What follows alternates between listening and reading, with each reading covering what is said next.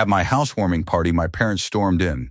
Dad shouted, "Sign your $480,000 house over to your brother tonight, or we'll drag you out ourselves." When I refused, he punched me across the mouth in front of everyone. I wiped the blood away and said, "You just made this much easier." Minutes later, 2 officers stormed through the front door. The level was not hanging straight. I stood on the step stool in my living room with a pencil behind my ear and adjusted the brass frame a 1/4 inch to the left. The bubble settled into the center of the glass vial and stayed there. My grandfather's spirit level, 12 inches of tarnished brass and worn wooden handles, had been in every toolbox I owned since I was 15 years old. He gave it to me the summer he taught me to sweat my first copper joint in his garage, and the first thing I did when the renovation on this house was finished, before I moved in a single piece of furniture, was hang that level on the wall above the fireplace. That was 10 o'clock on a Saturday morning. By 7:15 that evening, my father would knock it off the wall with his elbow while screaming at me to sign over my house. By 7:16, he would punch me across the mouth in front of 22 people. By 7:22, 2 police officers would walk through my front door and put him in handcuffs. But at 10 o'clock, the bubble was centered, and the house smelled like fresh paint and lemon cleaner. And I had a housewarming party to set up. My name is Gage Tierney. I am 33 years old, and I own a plumbing company called Tierney Plumbing with my best friend, Dex Bowman. We run a 2-man operation out of a van with our names on the side. Residential work across 3 counties, water heaters, repipes, sewer lines, bathroom remodels. I have been a licensed plumber since I was 21. My grandfather, who raised me more than my parents ever did, taught me the trade starting at 15. He told me a man who can fix what is broken will never go hungry, and he died 7 years ago with a pipe wrench in his garage and a paid-off house, and not a single person who owed him anything. My parents, Virgil and Sylvia Tierney, never saw it that way. To them, plumbing was the thing I fell into because I could not do better. My older brother Landon went to state on a partial scholarship, got a business degree, wore a tie to work at a logistics firm, and became the center of every conversation at the dinner table. I wore coveralls and came home with PVC glue on my knuckles. Virgil once told me at Thanksgiving, in front of the whole family, that Landon was the son who made something of himself, and I was the one who made something of the plumbing. Sylvia laughed. Landon looked at his plate and said nothing, which was the closest he ever came to defending me. 3 years ago, I bought a 2-bedroom fixer-upper on Holt Road for $280,000. The listing photos made it look charming. The inspection report told a different story. The roof sagged in 2 places where the trusses had bowed. The kitchen was stripped to the studs with exposed wiring that was not up to code. The basement flooded every spring through a failed sump pit and a cracked foundation wall. The master bathroom had been repiped by the previous owner using materials I would have flagged on a commercial inspection, joints soldered with lead-free solder applied incorrectly, compression fittings where sweat joints should have been, and a main drain line pitched in the wrong direction. The first time I flushed the upstairs toilet, water came out of the basement ceiling. I loved it. I saw what it could be the way I see what a pipe system can be before the first fitting goes in. I did every inch of plumbing myself, working evenings and weekends for 18 months. I replaced the main water line from the street. I repiped the entire house in copper. I installed a new sump system with a battery backup. I built the master bathroom from the subfloor up, new drain, new supply lines, a walk-in shower with a bench I tiled myself.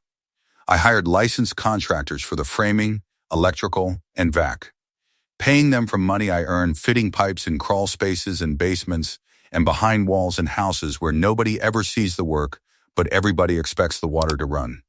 The renovation took 2 years and cost me $85,000 in subcontractor labor and materials, not counting my own work, which I logged at trade rate and kept in a binder with every receipt, permit application, and inspection report.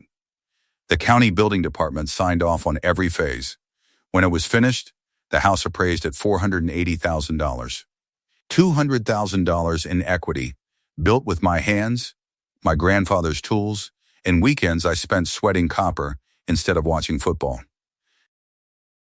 If you are watching this for the first time, Welcome to Karma Unfolded. This is the story of how my father punched me in the mouth at my own housewarming party and why I was ready for it. The trouble started 14 months before the party, when Landon lost his job. He had been a mid-level account manager at a logistics firm, the kind of position my parents loved to describe at church, with words like corporate and management track. Then the company restructured and Landon was part of the reduction. He did not find another position. His savings, which had never been deep, thinned out within 4 months. 6 months after losing the job, his wife Meredith filed for divorce, and a custody dispute began over their 2 children. Landon needed a place to live, and my parents decided that place should be my house. The calls started 6 months before the party. Virgil would phone on Sunday evenings, always around 7, always with the same opening. Your brother needs stability. He has 2 kids to think about. A judge is going to look at where those children will sleep, and you are one person in a 3-bedroom house. It makes sense. It does not make sense, I told him. This is my house. You can rent something. Landon cannot, not with his credit. That is not my problem, Dad. The calls continued every Sunday. Sylvia's version was softer, delivered midweek, usually on a Wednesday afternoon while I was under a sink somewhere. She would leave voicemails. Gage, honey, Landon is struggling. You could let him stay for a few months, just until he gets back on his feet. You have all that room. I said no to every call. Landon himself never called. Not once. Every request came through my parents, which should have told me something, but I was too busy building a house to hear the warning. Then, 3 months before the party, I received a text from my father that was not meant for me. The message read, "He will sign Saturday, or I will make him. Have your lawyer ready to file the deed transfer Monday." Virgil had sent it to my number instead of Landon's. My name is one contact above Landon's in his phone. One tap too high. I read the text 3 times. Then I screenshotted it and saved it to my phone, my laptop, and a cloud folder labeled Holt Road. That text changed everything I thought I was dealing with. My parents were not asking me to help my brother. They were planning to take my house and had already told Landon it was a done deal. Within a week, I found out how far it had already gone. Dex's cousin Raylene works as a paralegal at the county courthouse. During a routine records pull on an unrelated matter, she noticed my address, 412 Holt Road, on a housing declaration filed in Landon's custody case. The filing listed my house as Landon's primary residence. He did not live there. He had never spent a single night there. He had never held a key to the front door. But according to the document his attorney submitted to the judge, it was his home. Dex called me that evening. Your brother listed your house on a custody filing as his primary residence. I almost called my father back to work it out. My thumb hovered over Virgil's name in the contacts for 10 seconds. Then I opened the screenshot of his text again. He will sign Saturday, or I will make him. That was not a father asking for help. That was a man making a threat. I put the phone down and called Dex back instead. 10 weeks before the party, I received a phone call from the title company that had handled my closing. A woman named Barbara in the records department told me that someone had submitted a power of attorney form in my name, authorizing Virgil Tierney to act on my behalf in all matters related to the property at 412 Holt Road. Mr. Tierney, did you execute this document? She asked. I did not. We flagged it because the notary stamp does not correspond to any active notary in the county. We have preserved the original and can make it available for your review. I drove there that afternoon. Barbara met me at the front counter and walked me to a private office. She placed the original document on the table in a clear sleeve. The signature on the POA was not mine. It was close, practiced from a sample, but the pressure was wrong and the final stroke of my last name trailed upward, where mine always trails flat. The handwriting on the printed portions, where the applicant fills in their name, address, and the date, was my father's. I had seen Virgil's handwriting on birthday cards, checks, and church sign-up sheets for 30 years. The slant, the way he crosses his T's with a long horizontal stroke. The way he writes the number 4 with an open top. There was no question. Barbara made a copy for me. The original stayed in their secure file. She told me that the submission had also included a notary stamp that did not correspond to any active notary public in the county, which was what triggered the flag. I thanked her and walked to my truck in the parking lot. I sat behind the wheel with the engine off and the copy on the passenger seat. My father had forged a legal document with my name on it to try to take my house out from under me. He had practiced my signature. He had found or fabricated a notary stamp. He had driven to the title company and submitted the form, and if Barbara had not caught the stamp discrepancy, the deed could have been transferred before I knew it was happening. I almost signed it. Not the forged document, but the idea. The pressure, the guilt, the Sunday calls, the Wednesday voicemails, the years of being told I was the lesser son. For about 3 seconds in that parking lot, a voice in the back of my head whispered that maybe it would be easier to just let them have it and start over somewhere else. Then I looked at the copy of the forged POA on the passenger seat, and I thought about my grandfather's level hanging on a nail I had driven into a wall I had framed, in a house I had plumbed and paid for. The bubble was centered. The wall was straight. I was not going to let someone who tried to forge my name tell me the wall was crooked. 8 weeks before the party, I checked my old savings account on a Tuesday evening after a long day on a job site.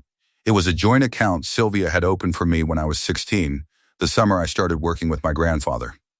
She walked me into the credit union, filled out the paperwork, and told me this was where responsible adults kept their money.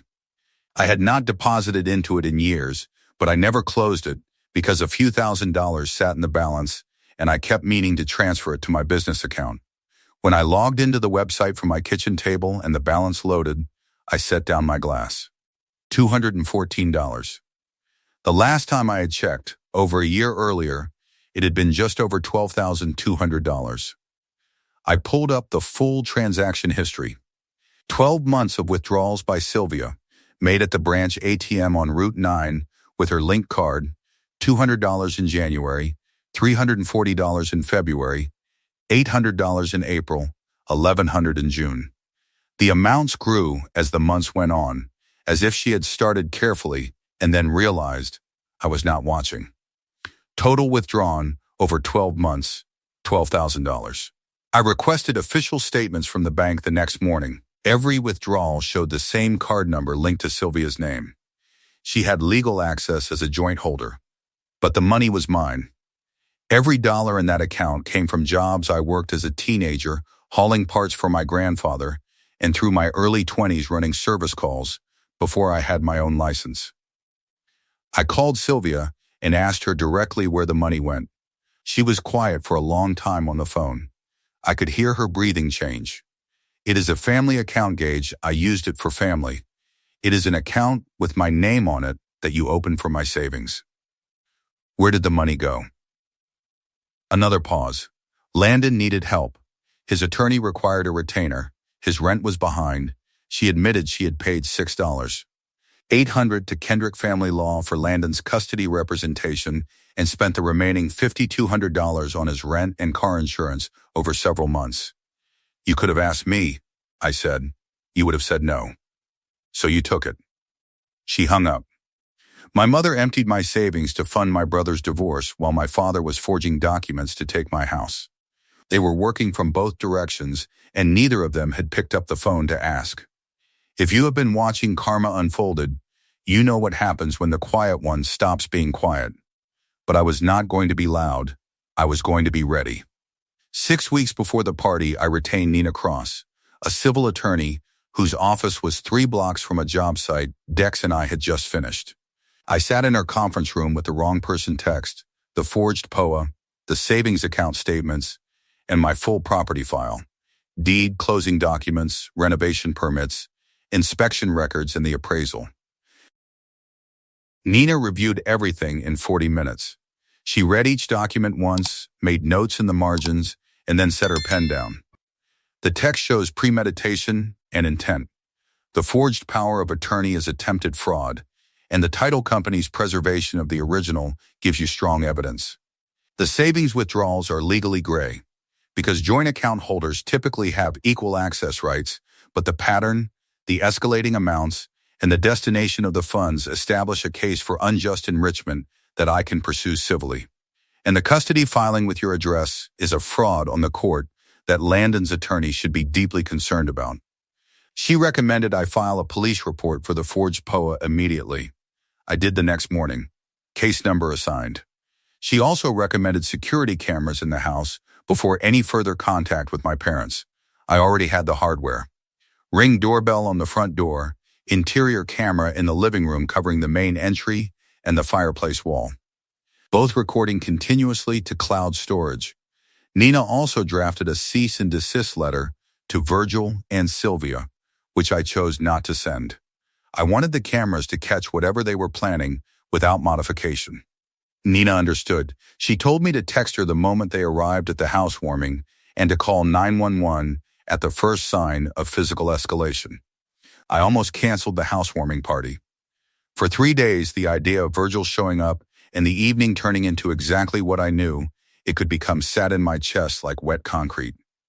Then, on Thursday of that week, Dex and I were replacing a water heater in a client's basement, and he said something while tightening a supply line that I have not forgotten. You built this house with your hands. They do not get to take the first night in it from you too. I kept the party. 1 week before, Virgil called. We are coming to your housewarming, Gage. You were not invited. We are your parents. We do not need an invitation to see our son's house. You are not welcome. We are coming whether you want us there or not, and we are bringing something for you to sign. I hung up and forwarded the voicemail recording to Nina. She replied by email within an hour. Do not engage further. If they arrive uninvited, the cameras are running. Call 911 at the first sign of escalation. The night Virgil called, I sat in my driveway on the tailgate of my truck, looking at the house. The porch light was off. The level was inside, hanging over a fireplace in a house my father wanted to hand to someone else. I sat there for 20 minutes without moving. Dex pulled up at 11 without being asked. He had a 6-pack and 2 lawn chairs in his truck bed. He set up the chairs, handed me a beer, and sat down next to me. He looked at the house for a while, at the new siding and the gutters I had hung, and the front door I had replaced with a solid core slab I found at a surplus store. We built this company fitting pipes in crawl spaces in January, he said. You think paperwork and a loud old man are going to take this from you? He forged my signature, Dex, and the title company caught it. And you filed a report. And Nina has the file. Drink this beer and look at what you built. We sat there until the beer was gone. He never brought up the party or the plan or the cameras. He just sat there, the way my grandfather would have, not fixing anything, just being present while the problem breathed. On Saturday, the day of the housewarming, I woke at 7. I cleaned the house top to bottom, wiped the counters I had installed myself, mopped the floors I had sanded and stained over 2 weekends. I set up folding tables in the backyard and arranged food on the kitchen counter, trays from the deli, a slow cooker of pulled pork Dex's wife Colleen made the night before, 2 cases of beer and a cooler on the back porch. At 10 o'clock, I hung my grandfather's level on the wall above the fireplace. I stood on the step stool and checked the bubble 3 times. Centered, I stepped down and looked at it from across the room. The brass caught the morning light from the kitchen window, and I stood there for a moment thinking about the man who gave it to me and what he would have said about all of this. He would have said, fix the wall. Do not blame the level. And then he would have asked me if the sump pump was running. At 4, Dex and Colleen arrived early with extra chairs and a Bluetooth speaker. At 6, the first guest walked in. By 6:30, the house was filling up. Mr. and Mrs. Burton, the retired couple from across the street, brought a cherry pie and stood in the kitchen admiring the backsplash I had tiled during a week when I had no paying jobs and needed to keep my hands busy. A plumber I had worked with on a commercial job 3 years ago brought his wife and asked to see the water heater installation in the basement. 2 clients, whose kitchens I had repiped, came with wine and compliments about the water pressure. These were people who knew what I did for a living and respected it. And standing in my living room watching them eat food off counters I had leveled and drink water from pipes I had soldered was the best I had felt in months. By 7 o'clock, 22 people were in my house. Dex was near the front door with a beer. Colleen was in the kitchen, refilling a chip bowl. Music was low. The house was warm, full, and mine. At 7:13, the front door opened without a knock. Virgil walked in first. Button-down shirt, jaw set, manila folder tucked under his arm like a weapon. Sylvia was a step behind, clutching her purse strap with both hands, eyes scanning the room without landing on anyone. They did not greet a single guest. They did not comment on the house. They walked straight toward me across the living room, and every conversation in their path went quiet like a fuse burning down. Someone near the Bluetooth speaker reached over and turned off the music. The silence spread from the front door to the kitchen in 3 seconds. Virgil stopped 2 feet in front of me and held up the manila folder. His voice carried across the entire house. "Sign your $480,000 house over to your brother tonight, or we will drag you out ourselves." 22 people heard it. Every conversation stopped. I could hear the ice settling in a glass near the kitchen doorway. "No," I said. Virgil opened the folder and pulled out a quitclaim deed form. He held it in front of my face. "Landon has 2 children and a custody hearing in 4 weeks. He needs this house more than you do. You are a single man with no family. You do not need 3 bedrooms. I am not signing my house over to anyone." Sylvia stepped closer. "Gage, please. This is not about you. Think about the children. Landon's kids need a stable address. You can find another place. I built this place. Every pipe, every fixture, every permit. This is my home." Virgil's jaw tightened. He looked around the room at the guests frozen with plates and cups in their hands, and his voice went louder, harder, aimed at the deepest parts of me he knew how to reach. "You are a pipe fitter in a house you lucked into. Landon has a degree, 2 kids, and a judge deciding their future next month. You do not have a wife, you do not have children, and you bought this place with crawl space money. Your grandfather died fitting pipes under strangers' houses. That is where you are headed. Sign this paper and do something useful for this family for once in your life." His elbow caught the brass spirit level on the wall as he jabbed the folder toward my chest. The level fell and hit the hardwood with a sharp metallic clank. The glass vial did not break. The room flinched. One of the Burtons put her hand over her heart. I looked at the level on the floor. I looked at my father. I bent down, picked up the level, and set it on the mantel. "Get out of my house."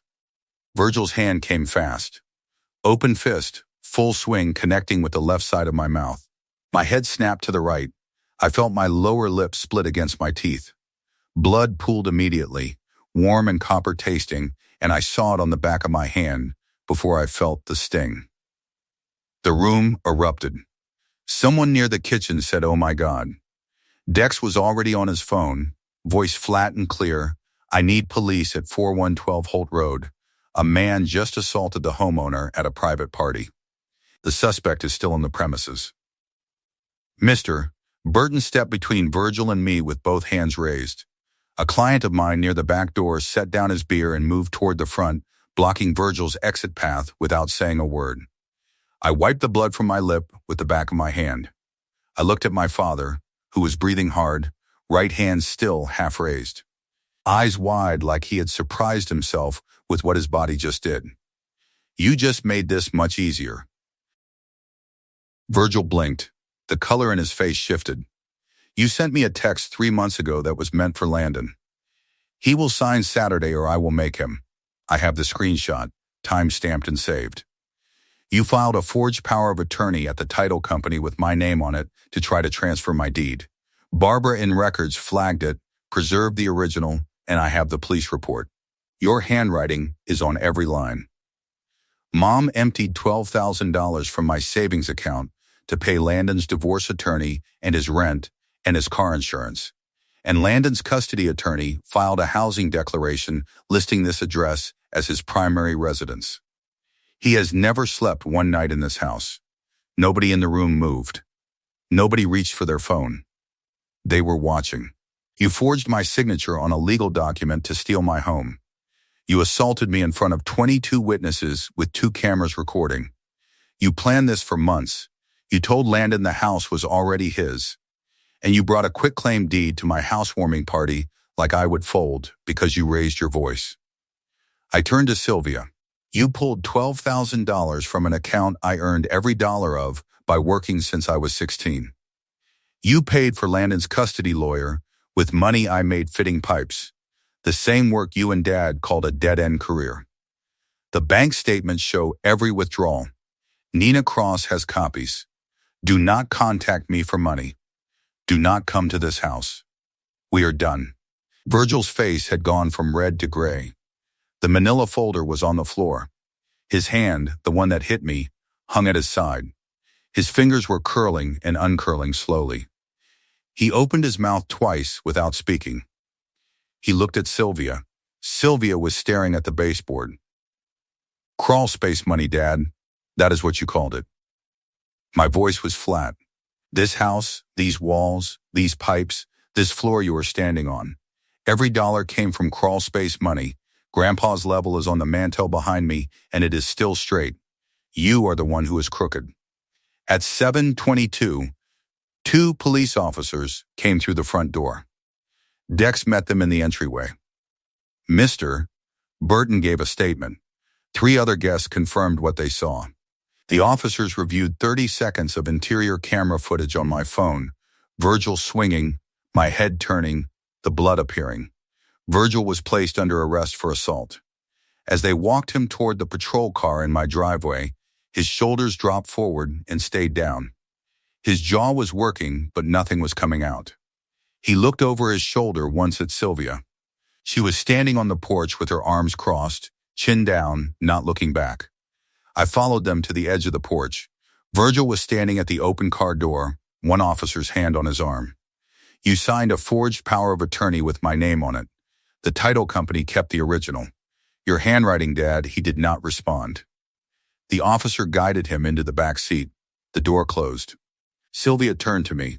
Her voice was a tight whisper. I am going to tell them you hit him first. I will tell them it was self-defense. That camera does not show everything. Both cameras were running the entire time, Mom, so was Dex's phone. Sylvia's mouth opened, then closed. She walked to her car without looking at the house again. The taillights disappeared around the corner of Holt Road. I went back inside. The guests were quiet. Some were gathering their things. Mrs. Burton was cleaning cups in the kitchen without being asked. Dex was standing by the fireplace holding my grandfather's level. He held it out to me. Hang it back up. I put it on the nail. The bubbles settled into center. Dex nodded. If you have stayed this long, you already know what kind of channel this is. Welcome to Karma Unfolded, and this is how the rest unfolded. On Sunday, Nina Cross filed for a temporary restraining order against Virgil and Sylvia, supported by the assault footage, the forged POA police report, and the threatening voicemail from the week before. It was granted Monday morning. Neither parent was permitted within 500 feet of 412 Holt Road or any direct contact with me outside of legal channels. Virgil worked for the County Roads Department, a municipal position that required periodic background reviews and adherence to a code of conduct. His supervisor was notified of the pending assault charge by Tuesday through the routine county notification system that flags employee arrests. Virgil was called into a meeting the following Monday. By that afternoon, he was placed on unpaid administrative leave, pending the outcome of the criminal case. His union representative told him the leave could last as long as the case was open. The forged power of attorney was referred to the district attorney's office as a separate criminal matter. Nina told me the charge would likely be attempted forgery or fraud, which carried consequences beyond the assault charge alone. Virgil was now facing 2 criminal cases, no paycheck, and legal fees he would have to pay from savings he and Sylvia had been draining to support Landon. On Tuesday evening, one of the housewarming guests posted a 12-second clip of the punch to the Holt Road neighborhood Facebook group. The video was taken on a phone from near the kitchen doorway. It showed Virgil shouting, his arm swinging forward, my head snapping to the right, and the blood appearing on my lip. The post was captioned, This happened at a housewarming party on our street Saturday night, the homeowner's own father.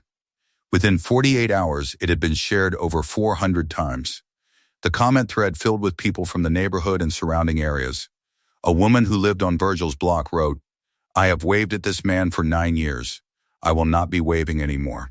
Another commenter tagged the County Roads Department's public page and asked if they were aware their employee had been arrested for assault. Virgil's Facebook account was deleted by Thursday. Sylvia's was set to private. Landon's custody filing was flagged when the judge's clerk cross-referenced the police report and noticed the same address. The judge ordered Landon to verify his housing declaration under oath at the next hearing. Nina told me that if he could not prove he had ever resided at 412 Holt Road, the fraudulent filing could result in sanctions, a continuance, or a negative inference in the custody evaluation that would work against him. Landon's own attorney asked him to amend the declaration before the hearing. His corrected address, Sylvia's guest bedroom on Birch Street. The $12,000 from the savings account was harder to recover because joint account access is not straightforward theft. Nina sent a demand letter to Sylvia documenting every withdrawal and requesting restitution within 90 days. Whether Sylvia would pay was uncertain, but the letter created a record that could support a civil claim if needed. I closed the joint account the same week.